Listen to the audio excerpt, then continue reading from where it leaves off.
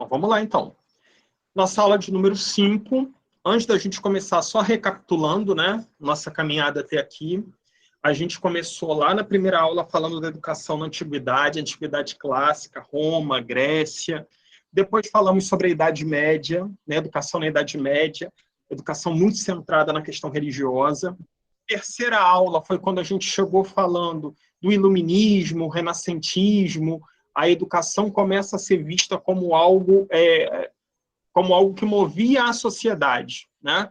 Como algo que quanto mais progresso tivesse, mais educação precisaria ser desenvolvida. E na nossa última aula, na segunda passada, a gente já viu a educação no século XX e XXI, né? O que nós temos agora, o que é a educação, quais são os processos, falando sobre diversidade, sobre novas mídias, sobre globalização. E aí, nessa segunda metade do curso, ou seja, a gente começou na primeira metade, nas 4 primeiras aulas, falando sobre educação no mundo como um todo, né? O processo educacional no seu sentido mais amplo. Então, a gente começou desde a antiguidade até os dias atuais. Nessa segunda metade do curso, que começa hoje, a gente vai falar especificamente de Brasil, né? Então, hoje, especificamente, a gente começa a falar da educação a partir do momento que a gente conhece o Brasil da forma como ele é hoje, né? Que foi com a chegada dos portugueses. O Brasil já existia, o Brasil não nasceu do nada, assim, não. Nasceu em 22 de abril de 1500, né? O Brasil já existia, só que os registros que a gente tem dessa época são muito poucos, porque as comunidades indígenas elas não possuíam registro escrito, né? Não tinham, naquela época, o domínio da escrita. Então, não apenas as tradições, mas o desenvolvimento da sua própria história eram passados de maneira oral, né? Então, isso daí houve, sem contar que houve o extermínio dos indígenas, tão logo com a chegada dos portugueses, então prejudicou mais ainda a gente ter qualquer vestígio do nosso passado, né? Do que nós realmente somos, da onde viemos, quem foram nossos ancestrais, mas ainda assim, nós temos alguma história a partir de 1500 já documentada, e é hoje que a gente vai começar a ver esse processo educacional. Vale lembrar que o processo de educação no Brasil não começa em 1500, né? Quando os portugueses eles chegam no Brasil, a ideia deles não era colonizar isso aqui. A primeira ideia dos portugueses com o Brasil era apenas de explorar a matéria-prima que tinha aqui. O pau-brasil, inicialmente, né? Depois a cana-de-açúcar, depois o ouro, o café. Então, o objetivo era sempre explorar a então colônia, né?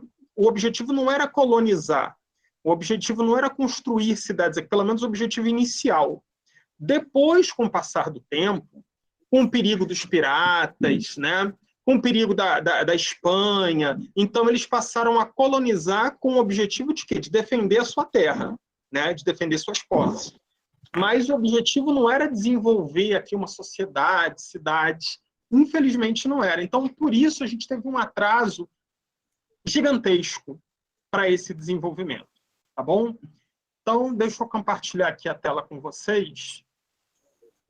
Hoje, eu vou pedir para vocês algumas desculpas, de vez em quando, porque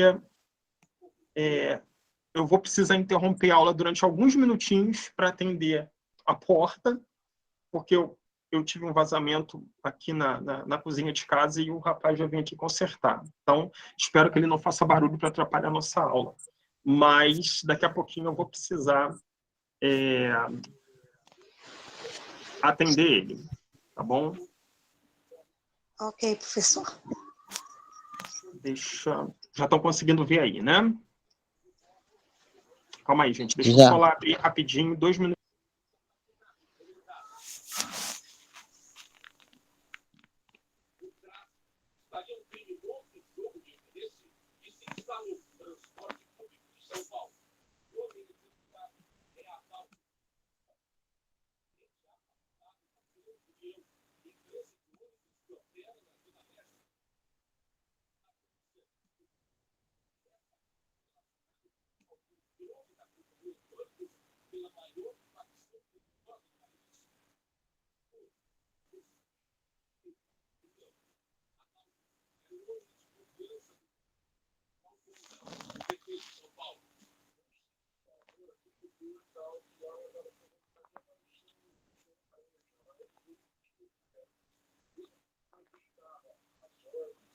Pronto, resolvido.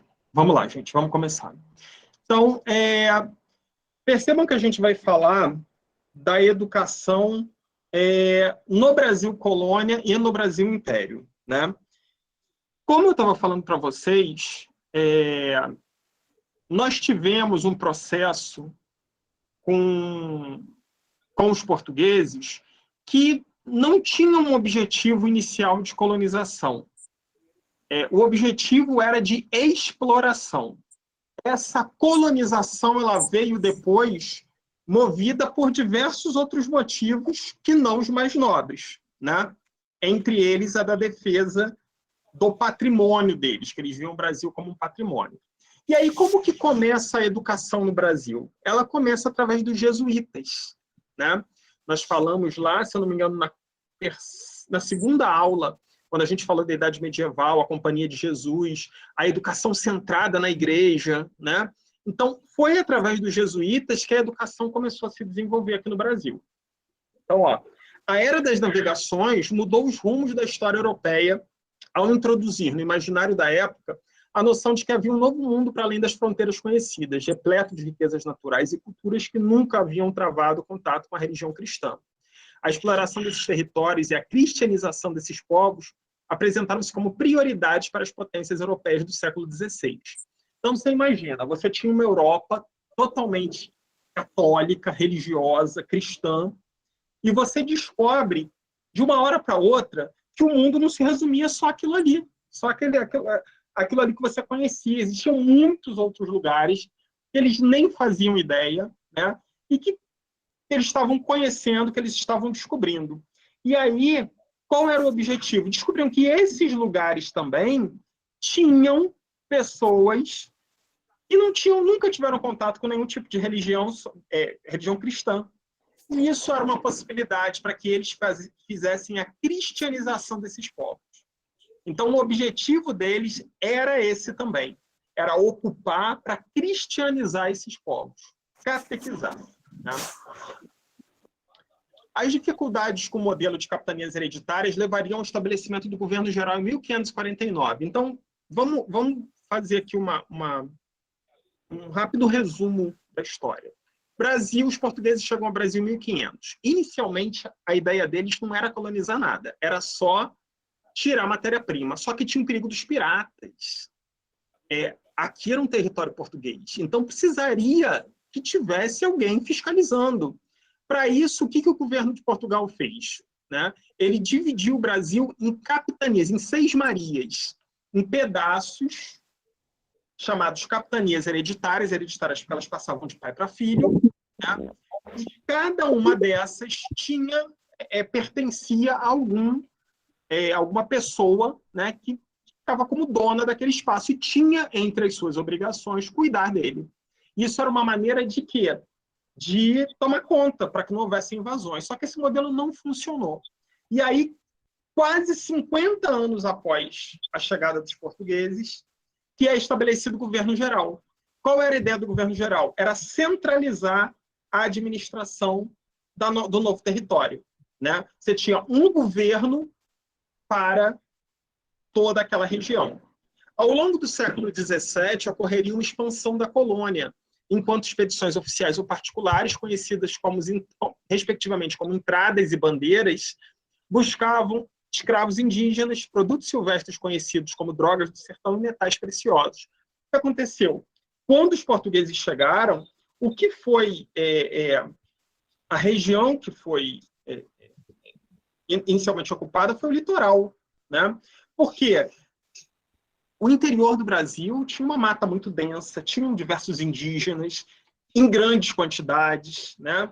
Que eram muitas das vezes perigosos. Então, só com as entradas e as bandeiras, que eram expedições que entravam no interior do Brasil e tinham como objetivo capturar indígenas para servir como escravos, né? Produtos silvestres, né? Que não existiriam na Europa, eram exclusivos do Brasil, da região, e metais preciosos, que o Brasil sempre foi abundante. A descoberta de ouro na região das Minas Gerais levaria um grande fluxo de portugueses da metrópole para a colônia, o que acarretou no crescimento populacional e uma série de conflitos. Quando se descobre que o solo brasileiro era rico em ouro, aí o pessoal de Portugal veio para cá, né? Se vocês viram, não sei se vocês viram, se vocês não viram, vocês conseguem ver pela YouTube tudo, uma novela que passou na Rede Manchete, Chica da Silva, ela conta justamente essa época. É a época do ouro, da abundância do ouro em Minas Gerais, né? E os portugueses, né, grande parte de portugueses, vinham para cá em busca da riqueza do ouro, né? E como é que a educação entra aí? Ao longo desse período, a presença da igreja foi uma constante. Lembrem-se que a gente ainda estava na época em que a igreja dominava tudo. O controle das almas e a propagação da fé cristã eram prioridades da coroa portuguesa. A evangelização das populações indígenas do Brasil, vista como pagãs, era atribuição das ordens religiosas, especialmente dos jesuítas. Fundada em 1534 por Inácio de Loyola, a Companhia de Jesus recebeu o caráter oficial do Papa Paulo III em 1540. Era o período da Contra-Reforma. A gente teve a Reforma Protestante e a Igreja fez a Contra-Reforma para poder ocupar o espaço que a Reforma Protestante tinha alcançado, né? E a Igreja de Roma buscava ganhar terreno e suprimir o avanço protestante por meio de várias medidas, como a intensa atividade missionária, e isso daí fica muito claro através dos jesuítas, né? Em 1549, os primeiros jesuítas, chefiados pelo padre Manuel da Nóbrega, chegaram ao Brasil junto com a expedição de Tomé de Souza, o primeiro governador-geral. Por coincidência não, né? Por conseguinte, acho que fica melhor, é justamente com o padre Manuel da Nóbrega e os jesuítas, né, que a gente tem a fundação do que hoje é a maior cidade do Brasil, São Paulo, né? Foi através desse núcleo jesuíta que foi fundada a vila que viria a se tornar a cidade de São Paulo. A Companhia de Jesus reunia os nativos em missões ou reduções, espaços assim chamados porque eram dedicados a reduzi-los ao modelo europeu de civilidade. Então, as reuniões dos nativos, né, dos indígenas, eram as missões. Nesses espaços, os povos aldeados eram educados para se adequarem aos parâmetros humanistas europeus da época, o que significava, além da conversão ao credo católico, aprender rudimentos de escrita e manufaturas. Então, assim, independente de qualquer coisa, a ideia era a conversão ao catolicismo, né? Assim, os jesuítas administravam verdadeiras unidades produtivas autossuficientes, em que o ensino de ofícios como a carpintaria, tecelagem, metalurgia, cerâmica, era tão fundamental quanto o ensino das passagens bíblicas e de orações e cânticos para as celebrações religiosas. Então, percebam que os jesuítas eles tinham, sim, a função educacional, né? Mas de produzir mão de obra, mas, sobretudo, a função religiosa. Então, a educação... Lembrem-se que a educação no Brasil se resumia a isso, tá? Naquela época. Era a Companhia de Jesus e os jesuítas. Então, a educação também era isso. Era aprender o ofício e o credo católico. Bom? A educação das camadas mais privilegiadas da sociedade também era administrada pelos jesuítas, posto que os padres atuavam em meio a todas as classes e grupos, indígenas, escravos africanos e filhos de senhores. Para os jovens da elite, todavia, a formação fundamentalmente literária e dogmática e além das primeiras letras e do ensino religioso. Para eles tinha mais coisa. Semelhante à formação erudita anterior à introdução de ideias cartesianas, o ensino ofertado pelos padres em colégios e seminários era centrado no aprendizado da religião, do latim e da leitura dos clássicos, o que era ignorado para os outros, né? Mas essa formação mais erudita era tida para os filhos de senhores, para os mais ricos. Essa educação oferecia a base, portanto, para funções eclesiásticas e para o exercício das letras. Então, essa preparação que os filhos dos senhores recebiam os habilitavam para funções eclesiásticas, a funções dentro da própria igreja e também para o exercício das letras, né, para poder continuar seus estudos, mas não no Brasil. Não no Brasil, porque o Brasil não tinha nenhuma maneira de nenhuma educação superior. Uma forma de ensino secundário estava compreendida no plano da ordem, o Ratio Studiorum. Ratio Studiorum era o resumo, né? Era o plano de ensino dos jesuítas. Em tradução do latim, seria Plano Oficial para a Educação Jesuítica, consistindo em 3 cursos, Humanidades, Filosofia e Teologia. Concluindo-se esse ciclo de estudos, jovens de elite poderiam obter uma educação superior apenas em instituições de Portugal, como a Universidade de Coimbra ou outros reinos europeus. O Brasil não tinha educação superior a essa época, né? Então, quem conseguia concluir ali os estudos iniciais partia depois para Portugal ou para outros reinos europeus para fazer um ensino superior. O modelo preconizado pelo Ratio Studiorum preconizava a indissolubilidade entre religiosidade e processo de ensino. O Ratio Studiorum era a lei da educação jesuíta. Religião e ensino são indissociáveis, não se separam. Algo manifesto em exortações espirituais regulares e orações antes do início de cada lição. A rigorosa disciplina enfatizava a repetição e a correção constante, bem como a aplicação regular de tarefas, e exigia-se que os alunos soubessem as lições de cor. Vocês estão vendo de onde vem a nossa herança de decorar, de questionar e de repetir? É dos jesuítas, século XVI. Quando eu falei, a educação no século XIX permanece 16, não é 19, não. Tá? A observância das regras era fundamental para a manutenção do sistema. E havia corretores encarregados de castigar alunos que agiam contra as normas. Palmatória, inclusive castigos físicos. Né? Não era só o castigo, ficar de castigo, não, eram castigos físicos, inclusive. O sistema organizado de ensino jesuítico permaneceu até 1759. Foram mais de 200 anos, quando o conflito entre a Ordem e o Marquês de Pombal, que era o ministro mais importante do rei de Portugal, Dom José I, acirrou-se de forma irremediável. Pombal instituiu várias reformas administrativas na colônia, uma delas ficou conhecida como as Reformas Pombalinas, né? E aboliu as escolas jesuíticas, expulsando de Portugal e das colônias os membros da companhia. Marquês de Pombal foi o responsável por acabar o ensino jesuíta no Brasil. Não no Brasil, mas não apenas no Brasil, em Portugal. Ele expulsou os jesuítas das colônias, entre as quais o Brasil. No lugar dos tradicionais colégios, seria instituído o sistema de aulas régias e teria início uma nova era, na qual se almejaria um ensino laico e ilustrado. Ou seja, a ideia do Marquês de Pombal era afastar a igreja e trazer o rei, né? O reinado, a coroa, como mais importante naquele processo educacional. O objetivo era preservar a coroa, era que a educação fosse responsável por preservar o poder do rei, e não da igreja. Né? Então, aí começam as reformas de Marquês de Pombal, as reformas pombalinas. Tá? Então, essa daqui foi o que é um resumo do que foi a educação jesuítica. Aí vem as reformas pombalinas e a educação laica. Ou seja, a igreja é afastada e a educação ela é totalmente dissociada da igreja. Para o Marquês de Pombal e outros ilustrados lusitanos da época, havia necessidade premente de olhar para o modelo europeu como meta, aproximando Portugal das potências europeias. Para tal, era fundamental livrar-se do passado representado pelos jesuítas. Lembrem-se, quando a gente estava falando lá do iluminismo, do renascentismo, começou a ver o seguinte, olha, a educação não pode ser guiada pela igreja, ela tem que ser guiada pela ciência, ela tem que ser guiada pelas luzes e não pelas trevas, né? A gente tem que estar com o olhar aberto para a razão e não para a religião.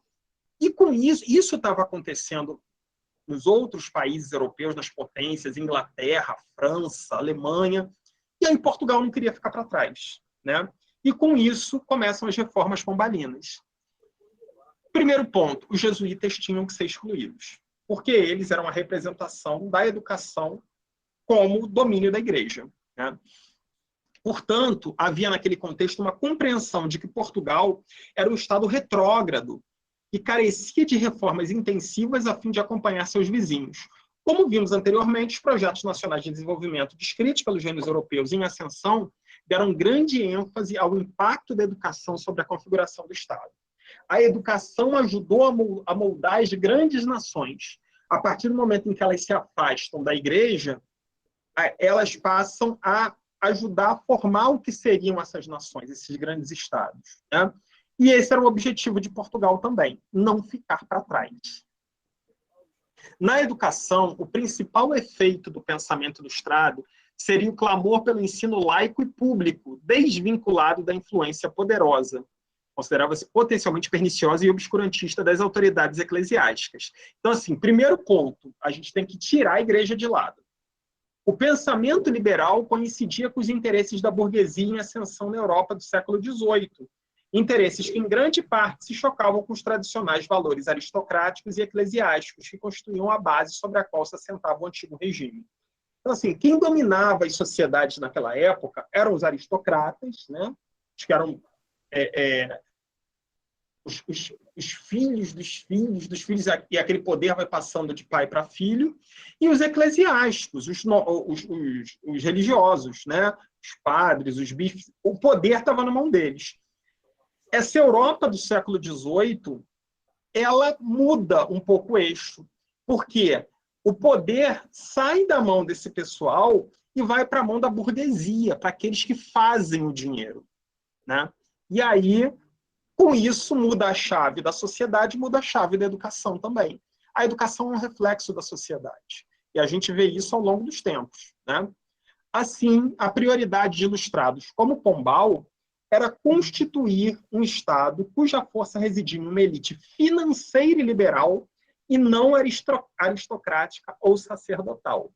Já no século XVIII, se argumentava que era necessário remover a educação do seio da igreja e situá-la sob a tutela do Estado, a fim de formar cidadãos mais aptos a compor um Estado forte, unificado e voltado para o fortalecimento das fronteiras e dos valores nacionais. O que os estados começavam a pensar?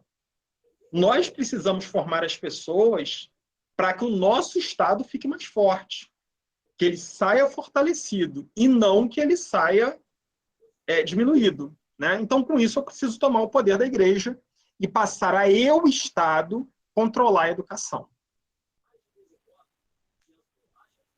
Com a finalidade de substituir o ensino jesuítico, Pombal instituiu as aulas régias, nome que indicava o vínculo com o rei, né? Régia vem de rei, Regina, rainha, aulas régias são aulas que vêm do rei, e, portanto, o Estado, e não com as instituições eclesiásticas. O projeto pombalino para a educação estatal consistia em dois estágios, estudos menores e estudos maiores. A primeira etapa tratava das escolas de primeiras letras, nas quais noções gerais de leitura e escrita eram transmitidas, e das escolas secundárias, dedicadas principalmente aos estudos das humanidades. A segunda etapa dos estudos maiores compreendia a educação universitária, ainda mais voltada para uma formação erudita e teológica, que para estudos científicos do modo como esperado das universidades atuais. Ainda que a gente não tivesse tanto domínio da igreja, mas a formação erudita e teológica, herança lá da Idade Média, ainda continuava na educação universitária. Se a gente pudesse fazer um paralelo, a gente diria que os estudos menores eram a educação básica e os estudos maiores eram o ensino superior, tá? Fazendo uma comparação com o que a gente tem hoje. De modo geral, o problema apontado em todas as instituições de ensino, das primeiras letras ao ensino superior, era o predomínio da religião. O ensino era baseado em catecismos, dava-se prioridade ao latim em detrimento da língua portuguesa, e o ensino de filosofia não autônomo descrevia-se na prática como desdobramento dos cursos de teologia. Para o Marquês de Pombal, interessado em reduzir o poder da igreja e, ao mesmo tempo, ampliar a influência centralizadora do Estado, era necessário repensar todo o modelo educacional. Não adiantava expulsar os jesuítas e manter o modelo. Era preciso uma mudança mais profunda, né? Justamente para tirar esse poder da igreja e do pensamento ainda totalmente impregnado pela igreja. No caso da colônia, porém, após o desmantelamento da Companhia de Jesus e o confisco de seus bens, não houve medida imediata para a substituição de seus serviços. Lá em Portugal, expulsou-se os jesuítas, mas a coroa veio e impôs o seu novo modelo. O Brasil não. Expulsou, não tem quem dê aula, deixa para lá. O Brasil era uma colônia. Não era importante a educação aqui. Né? Então, quando os jesuítas foram expulsos, a gente ficou um vácuo, sem nada. Você não tinha os jesuítas, mas também não tinha a presença da coroa portuguesa aqui. Em 1772, vieram a se instituir as reformas de fato, com a introdução do subsídio literário, que era um imposto que deveria prover recursos para remunerar os professores e manter as aulas régias. Esse subsídio literário, o objetivo dele era gerar dinheiro para remunerar os professores e, com isso, manter as aulas régias aqui no nosso país. Isso só aconteceu no final do século XVIII, 1772. Né? É importante observar, mesmo depois de implementadas as reformas pombalinas, que demoraria a surgir uma estrutura tão organizada e bem equipada de ensino quanto a que havia sido oferecida pelos colégios jesuíticos, sendo muitas vezes os ambientes de ensino improvisados, residências, edifícios públicos e lojas maçônicas. Outras ordens religiosas, como carmelitas e franciscanos, continuaram a oferecer serviços educacionais a particulares, embora não na mesma escala que os jesuítas haviam feito previamente. Então, assim, ainda depois de muito tempo, mesmo com as aulas régias, com o subsídio literário, Portugal não conseguiu reproduzir a estrutura que os jesuítas tinham. Afinal, eram quase 200 anos, né, de ensino jesuíta. Então, houve esse buraco aí na nossa educação. As reformas trouxeram avanços apreciáveis, como o ensino mais difundido do português vernáculo, quando antes a proeminência era certamente do latim. A difusão dos princípios liberais iluministas pelas lojas maçônicas e alguns centros religiosos intelectuais remanescentes, como o Seminário de Olinda, também desencadeariam mudanças na vida política da colônia, especialmente as inquietações que se materializaram nas revoltas separatistas de fins do século XVIII. Então, assim, além do uso do português em detrimento do latim, o desenvolvimento do pensamento liberal, de ideias iluministas, serviram como um estopim para vários movimentos, várias revoltas que aconteceram no século XVIII no Brasil. Confidência Mineira, Revolta dos Emboabas, Guerra dos Emboabas, Conjuração Baiana, entre outros, né? Guerra dos Mascates, foram vários movimentos separatistas, né, que ocorreram. E isso teve influência da educação, né, das ideias liberais e iluministas que chegavam aqui no Brasil, ali no século XVIII. De modo geral, porém, os efeitos das aulas régias não foram sentidos pela parcela mais ampla da população, em razão de seus recursos limitados. Ou seja, a maioria da população não sentiu nada. Por quê? Porque eles não eram público desse tipo de ensino, né? Eles não tinham direito a isso. É necessário cuidado para se observar a conjuntura da transição do monopólio jesuítico para a educação ilustrada de Pombal.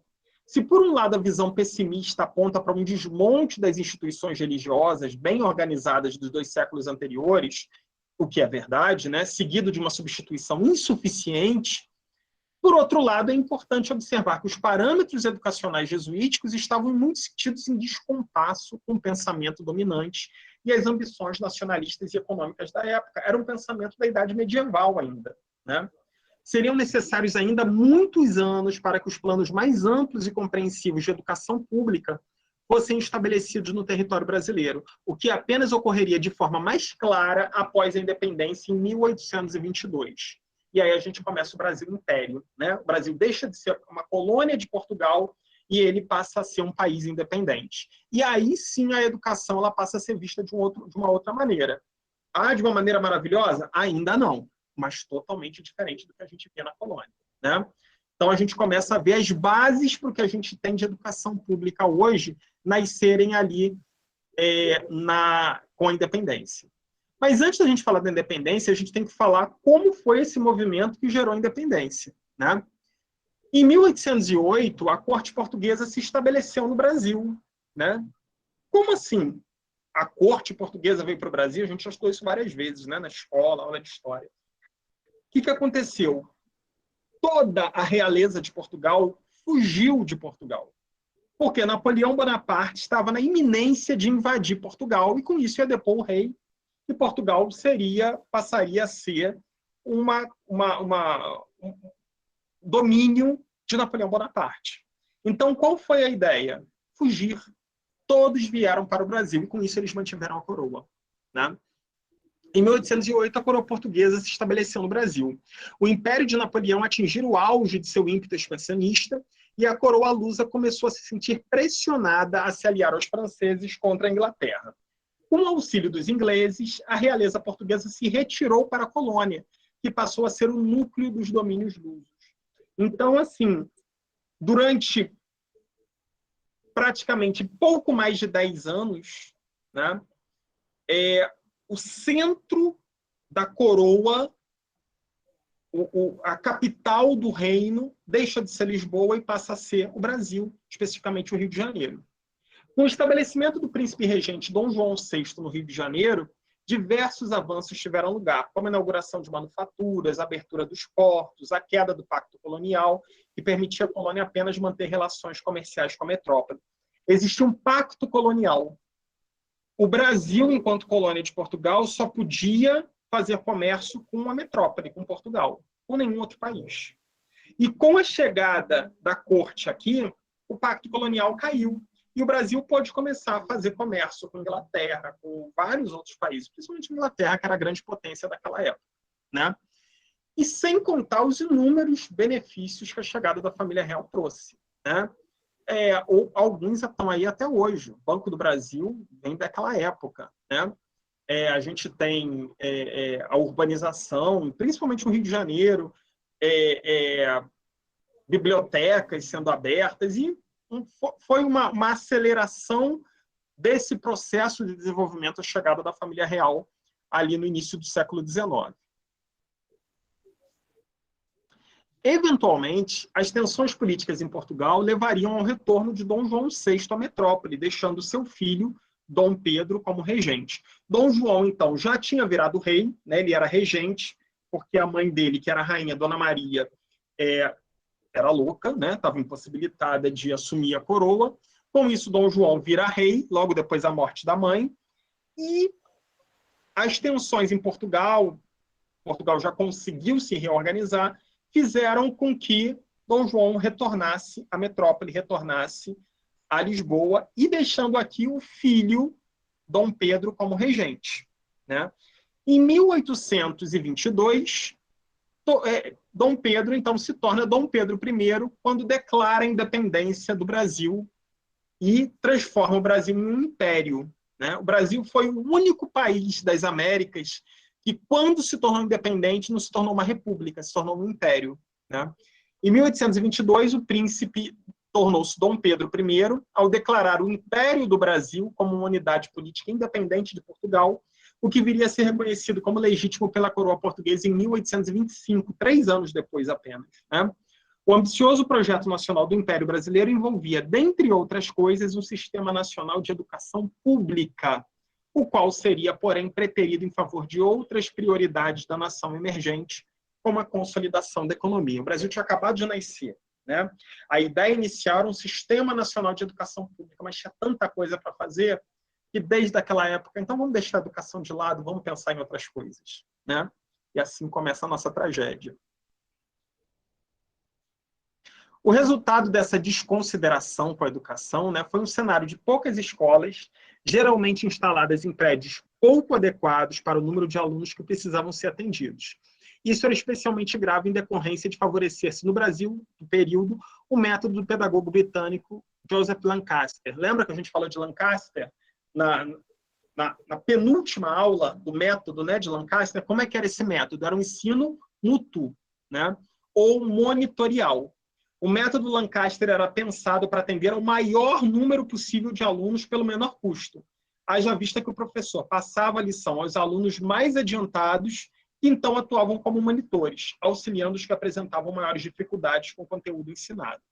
Esse método era tornado dificultoso quando as instalações não eram adequadas para acolher um número substancial de indivíduos, como era o caso dos ambientes de ensino básico do Império. Os ambientes eram muito pequenos para o grande número de pessoas que precisavam daquilo, né? E, com isso, os problemas se avolumavam, e a crise da educação vem de lá, né?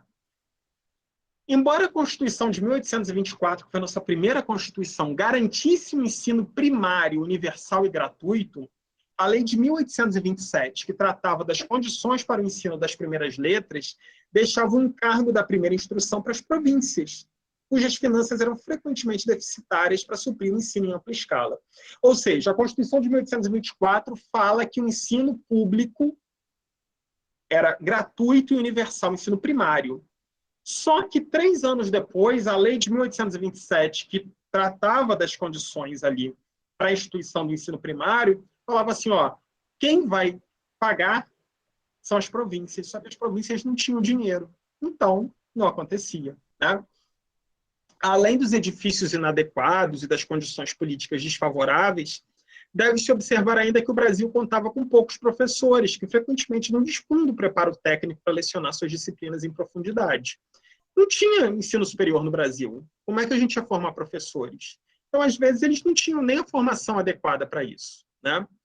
O ensino secundário era igualmente confiado às províncias, ou seja, mal financiado e, no todo, atingido pelas mesmas mazelas.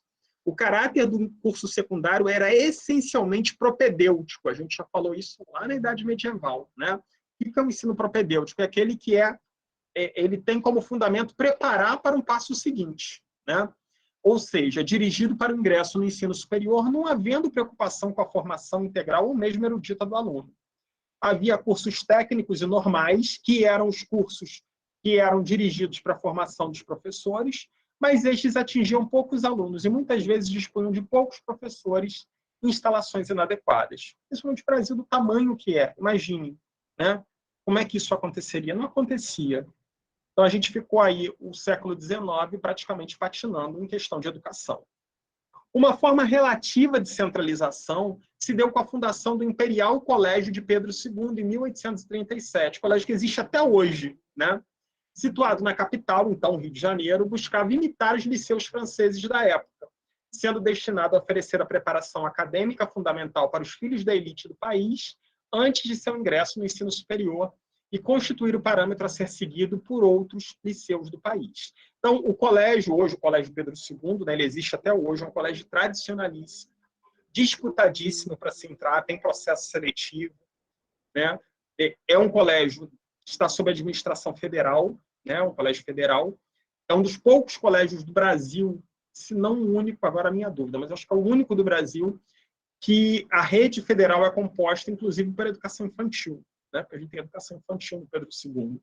E, só que, assim, o Pedro II, desde aquela época, ele era uma escola de referência, mas ele não era para os pobres, ele era para os filhos da elite, né? Ele era um modelo do que seria a educação do Império, mas apenas para quem tivesse dinheiro, né? O Colégio Imperial era o único autorizado a realizar os exames para obtenção do título de bacharel, imprescindível para o ingresso em cursos superiores, o que acabou porque era uma padronização do ensino secundário brasileiro, mas em termos burocráticos, que de efetiva formação de conhecimento. Então, assim, essa padronização pode ser uma coisa positiva, mas não era padronização didático-pedagógica, era uma padronização burocrática mesmo. Okay? Outra característica a se notar acerca do ensino secundário no Brasil da época foi a tendência crescente de escolas confessionais, nas quais o ensino se entrelaçava com a pregação de uma ideologia religiosa predominante. Na maioria dos casos nacionais, estas eram instituições católicas, mas surgiriam também instituições de administração protestante, como o Colégio Mackenzie, fundado em 1870, o Colégio Internacional, em 1873, em Campinas, sendo ambos de administração presbiteriana.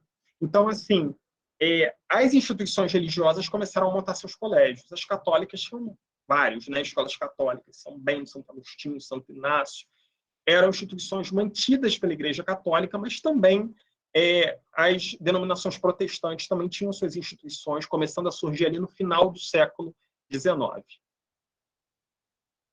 Efetivamente, apesar do ambicioso projeto nacional de um país nascente, o Império não se revelou capaz de atender a proposta de oferecer educação a todos, ou mesmo de oferecer educação em níveis equivalentes a todos os seus escolarizados. Foram fortes demais para se superarem as contradições de um país ainda predominantemente rural e com uma parcela colossal de sua população ainda composta por escravos, gerido por uma administração que centralizava a riqueza e o poder decisório, mas não cedia às províncias os recursos necessários para que cuidassem de seus problemas educacionais à sua maneira. Então, assim, o império centralizava o poder, mas não dava condições para que as províncias estabelecessem aí a educação nas suas áreas de atuação. Em 1889, o Império veria seu fim, substituído pela República, e o país entraria em uma nova era política e econômica, enquanto novos problemas se apresentavam em todas as áreas, inclusive a educação. O Império ele cai em 1889 e aí começa a República, né? E aí a gente vai ver que, guardadas as devidas proporções, os problemas com a educação continuam, né? Que será o assunto da nossa próxima aula, né? Nós vamos falar aí sobre o Brasil, a Primeira República, como foi o início da educação no Brasil. Ok? Pessoal, alguma pergunta? Alguma dúvida aí sobre algum conteúdo que a gente trabalhou hoje? Vocês assistem tão quietinhos, né? Ou estão entendendo tudo ou não estão entendendo nada. Ou então estão dormindo também, pode ser, né? Tem alguém dormindo aí? Não, eu não tô dormindo, não. Hoje eu tô cheia de cólica mesmo. E aí complica. Bom, de qualquer forma, lembrando que as aulas ficam gravadas, sugiro que, caso haja alguma dúvida, vocês revejam, né? Depois eu sempre compartilho com vocês lá no grupo o link da aula.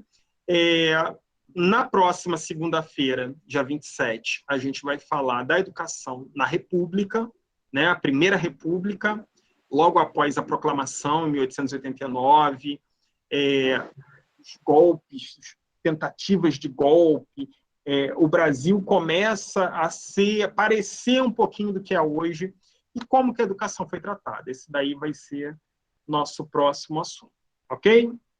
Ok. Se não temos mais nenhuma dúvida, eu vou encerrar a aula de hoje. Bom São João para vocês, aproveitem, né?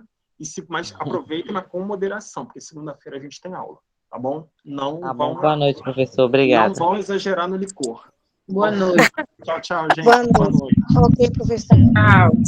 Boa noite para vocês.